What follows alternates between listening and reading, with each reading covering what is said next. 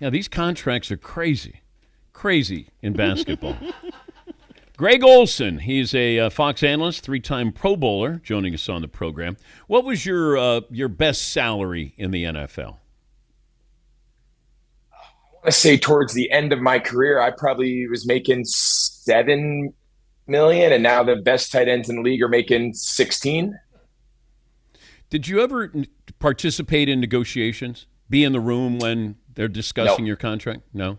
no. My agent Drew Rosenhaus, I had him since I came out of Miami. He handled all negotiations. I mean, I was up to speed. He would call me and debrief me in pretty good detail along what was said and what the conversations and the back and forth. But no, I never participated directly. I tried to stay out of that and just let him handle kind of being the go between myself and the organization.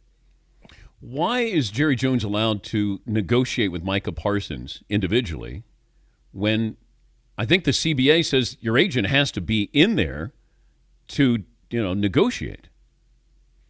That's a great question. And I thought all along that was a very interesting part of the conversation. I know you guys now are bringing it up and discussing it. I don't know the exact reasons. I don't know the exact legalities of what's in the CBA by writing, but my understanding was always players can represent themselves. There's multiple players throughout the league for a long time that have negotiated their own contracts because they don't have a registered contract agent on file with the NFLPA or all of that. So in that regard, you would work directly with the general manager or the front office to negotiate on your own behalf. But my understanding was if you had representation and that was filed with the PA and all of that, that they should be the go-between. So I'm not sure the exact specifics, but I think it's a great question. I just think it adds to what we're seeing now. It leads to this. This is why players have agents. And I know 3% is kicked around and that's being now negotiated to a lower number for a lot of young players. And I get it. But this is why you pay the money, to keep the personal animosity out of the way between you. These contracts get tough, whether you're Patrick Mahomes or Josh Allen or Micah Parsons or a guy further down the roster. The team is going to use every bit of leverage they have. They're going to tell your agent, or in this case yourself, reasons why you shouldn't make what you want. And then you're going to try to counter that. And it's going to get testy. It's inevitable nature of negotiations. And that's why having that buffer in between keeps things from getting personal like we're seeing here in Dallas. More concerning, let's take Micah Parsons out of the equation because I do think that deal will get done. The Trey Hendrickson with the Bengals or Terry McLaurin, which one is more damaging to that team's potential success this season? Man, that's a great question. I would say Hendrickson up in Cincinnati just because we know how much conversation has surrounded the Bengals defense. They fire the DC, they hire Al Golden. The longtime college DC from Penn State, who was most recently at at Notre Dame. I guess my question is, can that defense be? They weren't very good to begin with last year, and Joe Burrow had an unbelievable season, and they still fell short of expectations. With the whole emphasis in the offseason for them getting back into the likes of the Bills and the Ravens and the Chiefs to get themselves back in the AFC to that echelon with Joe Burrow, they can't do it without the defense getting better. And now you take away the sack leader, you take away your best defensive player. Can you assume that you're going to be back in Super Bowl contention to complement one of the best offenses in football? So I would say for them, this is a significant storyline. And if they can't figure it out, what was already a weakness, now you take away your best player, you have to assume it's even worse. Help me understand why Anthony Richardson would be the bust and not the Colts general manager, Chris Ballard. Because Anthony Richardson didn't take himself at 4 overall. The Colts did. They took a project that high he had glimpses in college, but you start him week 1. Like I'm just trying to and the kid is 23 years of age, and it feels like the NFL will move on from him. Yeah, and again, this is not an indictment of Anthony Richardson. I don't know the kid that well. I don't know the ins and outs behind the scenes there, but I will say this in credit to Chris Ballard. I think the best guys in the NFL, whether it's coaches, front office personnel, general managers, when you know you've made a mistake, I think the teams that continue to double down and prolong this experiment end up finding themselves out of work. I think the best organizations understand, you know what? this was a miss. And now this is a big one, right? You take a top 5 quarterback, it sets your franchise back multiple years. But if you continue to push it down the road and said, it's going to change, and I can't admit failure, I can't admit that I was wrong, typically that blows up the entire organization, and there's another general manager there. So I do give him a little bit credit. If behind the scenes, him and Shane Steichen are saying, you know what, we missed, he's not the guy, Daniel Jones gives us a better chance to win, I almost think that's the more difficult decision, and one that if it was even close, Anthony Richardson, just because of his draft pedigree, would be the week 1 starter. So I think we see this all the time in free agency. The Eagles just won the Super Bowl, and Huff, their big free agent signing from the Jets, they paid $1 bazillion. He didn't even play down the stretch. And guess what? This year, they shipped him off for pennies on the dollar to another organization. And Howie Roseman said, you know what? I missed on that one, but we're going to move on. So it's different when it's the quarterback, but the good organizations admit defeat. They admit when they were wrong, and you got to move on. I think that's really a great point, and I had not thought of that. And maybe that's what the Colts are doing, that, yes, we saw 2 years, and he's not our guy. Now maybe you can trade him to somebody, and maybe he could. We're seeing this cycle now far more than we used to. 2 years, maybe 3 years, didn't work out. Now you go, you're going to be a backup, and it's like almost the Sam Darnold, Baker Mayfield, Geno Smith. Yeah. We'll bring you back around. Maybe it's a better coaching staff. Maybe it's a better team, and maybe Anthony Richardson still has a future. We're talking to Greg Olsen, Fox NFL analyst, and you can tune in to Youth Inc. And Greg has a weekly podcast. He had Tom Brady on, Malcolm Gladwell on, and you're talking about sports and parenting and the next generation of athletes. How'd you come up with this idea? Yeah, so it's actually been a really fun project for us. I'm a dad of 3. I'm the son of a high school football coach from New Jersey, legendary coach out of the Northeast, coached over 40 years, coached me and my brother. So I grew up in this world. Like when I was a young kid, the highlight of our life was playing varsity football one day for my dad. Fortunately, I was able to go on and make a career out of it. But now as a father, raising 3 young kids in a very different youth sports culture than any of us remember and any of us really grew up in. And there was a lot of things that we were doing wrong, a lot of things that I didn't have a great idea of what the right path forward was for my sons and my daughter. And we said, you know what, there's a lot of really interesting people out there that have great perspectives and great lessons to be shared. And let's go find those people. So we've had a lot of really cool conversations. Our latest season that we just dropped, you mentioned Tom Brady. We had Malcolm Gladwell this week. And next week we'll have Ryan Day coming off the national championship, getting ready for that big Texas game, and CJ Stroud, and just some really fun and really insightful people that have really good experiences that can be great for parents, coaches, young athletes, people dealing with different adversities. We think it can really help a lot of people. And along the way, as the host, quote unquote, I'm learning more than anyone and trying to implement a lot of these values and lessons into my own youth coaching and also into just my parenting.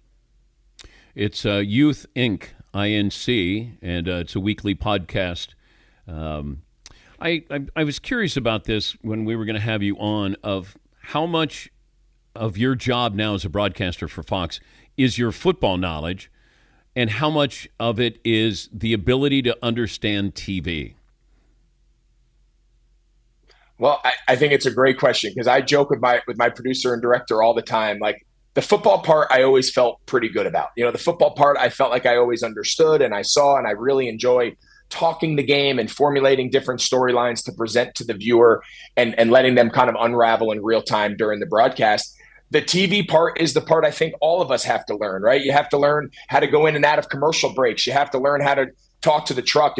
I always joke, like, still to this point today, when I want it behind the defense, the fancy TV people call it, I want the pit, I want pit framing. I'm like, I just want behind the defense, whatever that is called, give me that. So I'm still learning some of the nuance, the terminology, where all the cameras are. And I've gotten a lot better now going into my 5th year, but it's very interesting. The football part, I feel like that's the easy part. Making that fit into a 3-hour live broadcast, talk in segments, talk in sound bites, not talking over your play-by-play, commercial breaks, ad reads.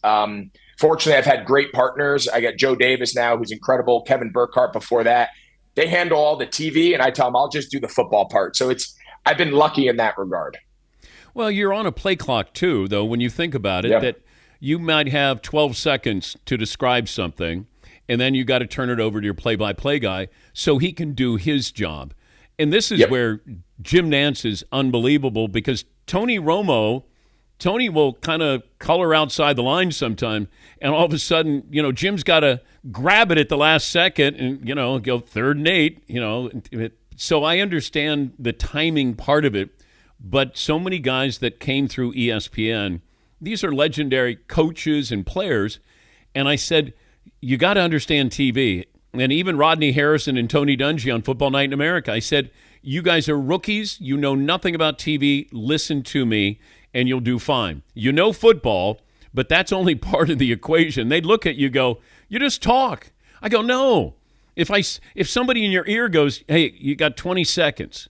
Well, you don't know what 20 seconds is. Yep. In real time playing a game, you do. 20 seconds in TV, you're like, I don't know. How long am I going? You went 42 seconds. You're like, I did? No, and you're spot on. And the voice in your ear is an adjustment. Early on in my career, the natural instinct of anybody is when someone says something to you while you're talking, you stop and you want to listen. Well, obviously you sound silly on live television if you do that.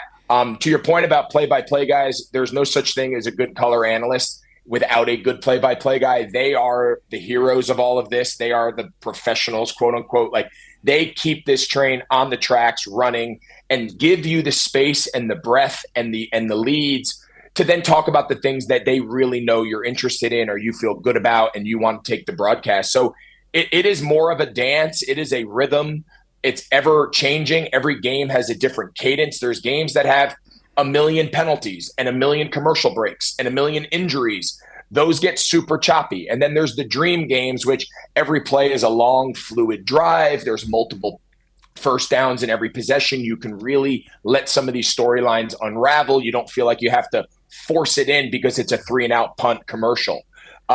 So again, the part of the experience that I've enjoyed the most is the unpredictability of it, where you have a basic idea of the matchup, you have a basic idea of the flow of the game, but then once it's kicked off, no different than a player, nobody can sit there and say, I know exactly how this game's going to go, and I'm going to talk about X, Y, and Z in that order. Chances are that's going to be thrown upside down, and then you have to adjust on the fly and make it sound fun and interesting.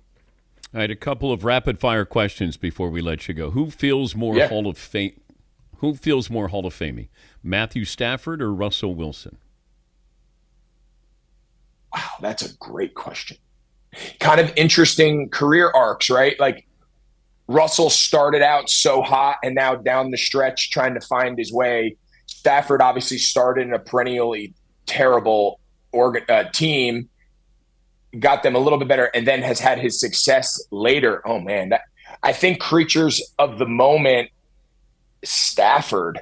It feels like because the last memories we have of his teams have been more relevant as of recent.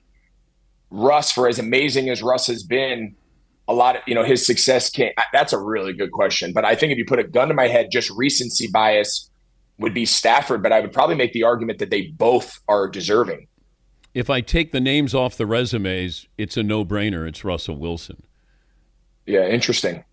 Yeah, that's my point. Like, the Pro Bowls, I think it's recency bias, which was kind of my initial instinct with Stafford. In my mind, there's no question that Russell Wilson is a Hall of Famer. I think everyone's going to try to use the last couple of years of kind of bouncing, finding a home. But they forget just how dominant he was. I know Seattle was incredible. I know the defense, but that shouldn't be taken away. In my mind, Russell's a Hall of Famer. The way you posed the question you posed was such a good one. I think the recency success of the Rams, the Super Bowl, and Stafford post Detroit, I could see that being the argument. Is Cam Newton a Hall of Famer? Yeah. In my mind, he is. And I think you have to look past. I don't know I have no idea where he stands in total yards passing and total touchdowns. I don't know statistically, which I know is a big part of that process. When you talk about changing the way the game is played, quarterbacks running the ball on short yardage, quarterbacks playing, down near the goal line, the ability to still be a 4,000-yard passer from the pocket. When he came into the league, there was very few, if any, guys playing the quarterback position the way he played it. And now there's almost no pocket passers left. There's Burrow, there's a couple, but the game is played on the move. The game is played athletically, both in and out of the pocket. And Cam was at the front end of a lot of that. Great stuff. Great to talk to you. Hope you have a great season coming up. We'll check in with you. And the podcast, it's a weekly podcast. It's entitled Youth Inc. with Greg Olsen. Next guest will be Ryan Day. CJ Stroud is also on the guest list, and he's already had a podcast tape with Tom Brady and the author Malcolm Gladwell. Thanks again, Greg. Great spending time. Yeah, thanks, Dan. We'll take a break. When we come back, the most interesting NFL team. That's next.